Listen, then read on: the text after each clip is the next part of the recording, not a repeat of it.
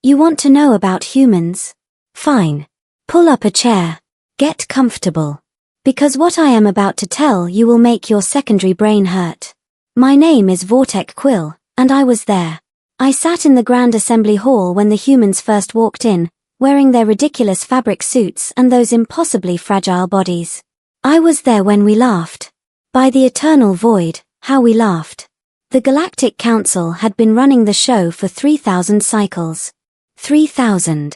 The Krillian Empire controlled the Eastern Spiral. The Manthar Collective owned mining rights to 70% of resource-rich systems. The Vespian Trade Consortium, well, they basically printed money. And me. I represented the Quellan Federation, a modest but respectable alliance of 47 worlds. Everything was balanced. Perfect. Profitable.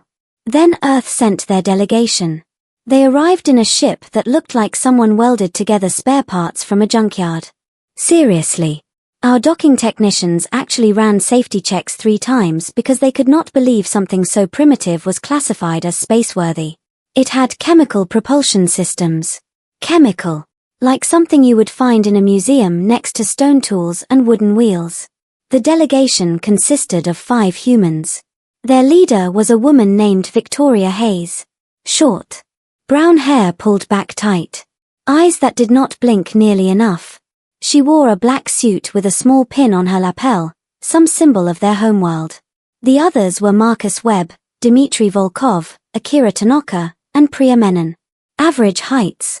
Average builds. Honestly, they looked like they would break if you sneezed too hard in their direction. Chancellor Toom, a massive Krillian with 4 arms and battle scars covering his exoskeleton, called the session to order. His voice boomed through the chamber, a space so vast it could hold 50,000 delegates. Representatives of Earth, he announced, barely containing his amusement. You have petitioned for membership in the Galactic Council. State your case. Victoria Hayes stepped forward. No fear. No hesitation. We formally request full membership status, including voting rights, trade agreements, and access to jump gate technology. The chamber erupted. Laughter. Actual, genuine, wheezing laughter. The Manthar delegate, a being of pure energy contained in a crystallization field, pulsed with colors that translated to hysterical amusement. The Vespian ambassador literally fell off his hover platform. I will admit it. I laughed too. Voting rights? Toom roared, slapping one massive hand against his desk. Your species has not even colonized your own star system. You have one planet. One. The Manthar Collective has 14,000. Victoria Hayes did not flinch. We have one planet, she agreed. For now. More laughter.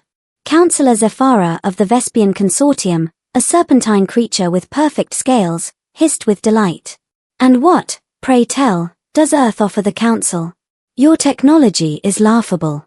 Your military is non-existent on the galactic scale. Your economy could not buy a single asteroid mining operation. Marcus Webb spoke up then, his voice calm. We offer innovation. Adaptability. Perspective. Perspective? I called out from my seat, unable to resist. We have 47 species represented here. What perspective could you possibly add? Priya Menon smiled. Actually smiled. The perspective of a species that survived ice ages, plagues, world wars, and nuclear weapons. All on one planet. Without help. The laughter began to fade. Just a little. Chancellor Toom leaned forward. Survival is admirable.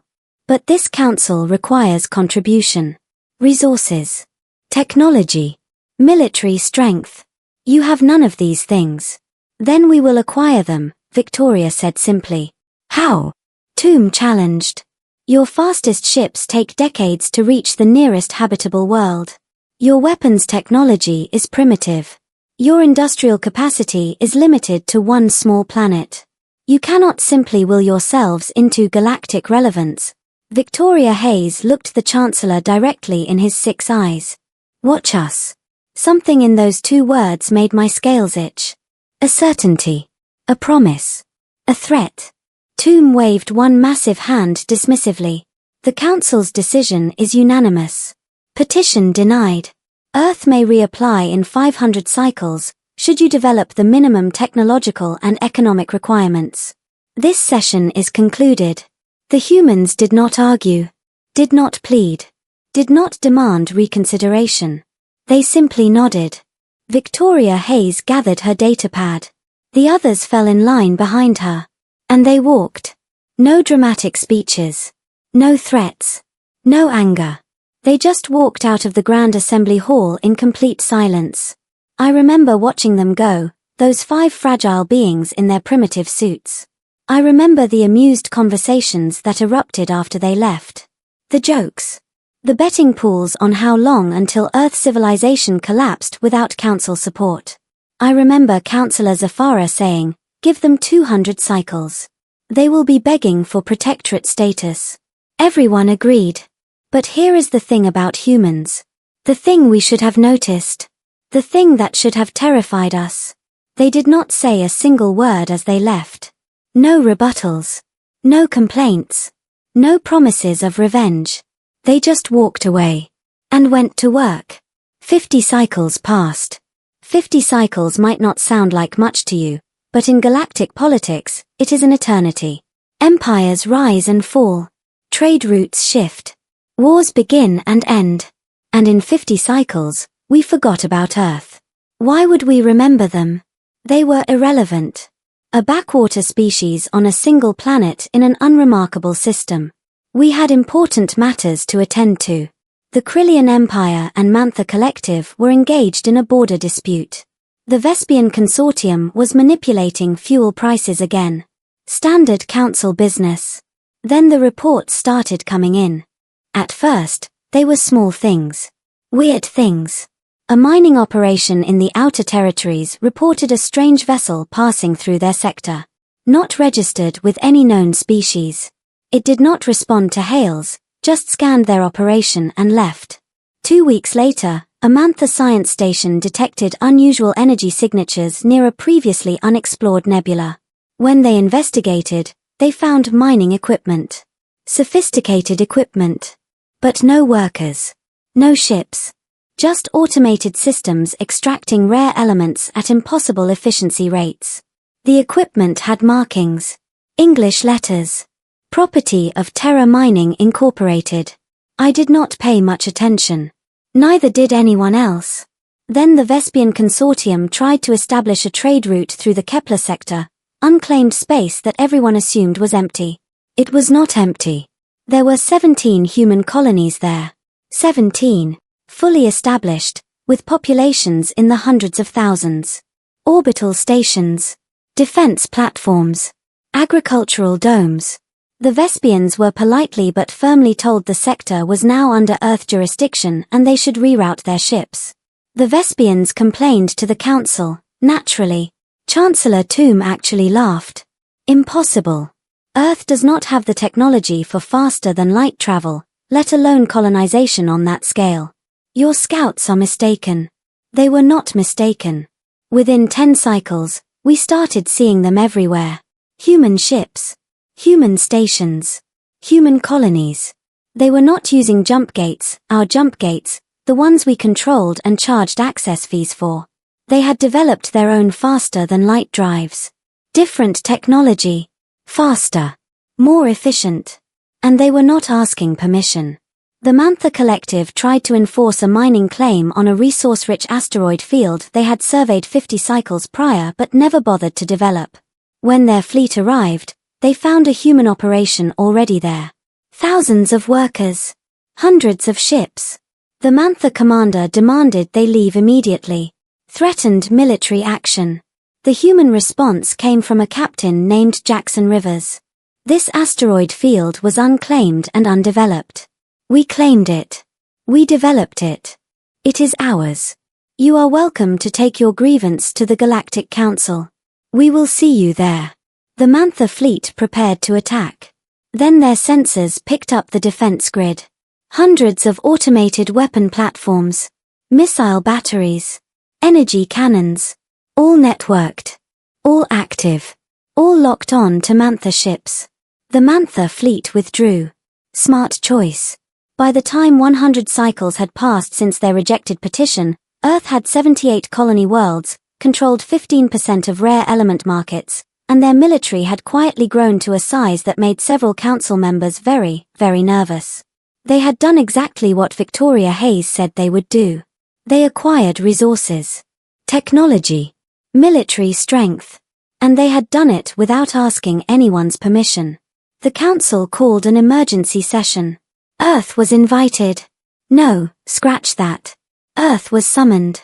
Victoria Hayes walked into the Grand Assembly Hall again. Older now, with grey in her hair. But those same eyes. Still not blinking enough. She was not alone this time. 50 human delegates accompanied her. Ambassadors. Military advisors. Economic ministers. They filled an entire section of the hall. Chancellor Toom, looking significantly less amused than last time, spoke first. Earth's expansion has caused considerable disruption to established galactic order. Multiple territorial disputes. Economic interference. Unauthorized colonization. The Council demands an explanation. Victoria Hayes smiled. A cold smile. We reapplied for Council membership 3 times over the past 100 cycles. Each time, our petitions were ignored. Not rejected. Ignored. So we stopped asking. You cannot simply ignore Council authority, Councillor Zephyra hissed. We did not ignore it, Victoria corrected. We worked around it. Everything we have done is legal under galactic law. We claimed unclaimed systems. We developed unused resources. We defended our territory when threatened. Where exactly is the violation? Silence. Because she was right. Technically, horrifyingly, completely right. The Krillian Chancellor's exoskeleton plates rattled with barely contained anger. You are disrupting the balance. The order we have maintained for 3,000 cycles. Marcus Webb, now a grey-haired admiral in Earth Space Command, stood up. Your order was stagnation. You controlled the jump gates, so no one could expand without paying you. You regulated technology, so no one could innovate without your approval. You maintained your empires by preventing anyone else from growing. We simply refused to play that game. I watched the council members shifting uncomfortably. Because it was true. All of it. Victoria Hayes stepped forward once more. We are not here to destroy the council. We are here to join it. As equals. With full voting rights, trade agreements, and recognition of our territorial claims. The same membership we requested 100 cycles ago. And if we refuse? Toom challenged, though his voice lacked its former confidence. Victoria Hayes looked around the chamber. At the council members. At their expensive ships visible through the viewports. At the carefully maintained balance of power that humanity had just shattered. Then we will continue doing exactly what we have been doing. Building. Expanding. Innovating. And in another 100 cycles, you will be asking us for permission to join our alliance. The chamber went absolutely silent. No one laughed this time. The vote was called. Earth's petition for full council membership was approved. Unanimously. As I cast my vote, I finally understood what had made my scales itch 100 cycles ago. Humans do not threaten. They do not boast. They do not waste time on words. They just walk away and get to work. And that, my friend, is why you never, ever underestimate the species that says nothing. They are too busy doing everything. Hello everyone. If you are enjoying this video and finding it helpful, don't forget to support our channel. Please subscribe to our channel, press the like button, and share this video with your friends and family. Also, make sure to turn on the notification bell so you never miss our upcoming videos. We regularly upload amazing, informative, and entertaining content just for you. Your support means a lot to us and motivates us to bring even better content in the future. Thank you so much for watching, and welcome to our growing community.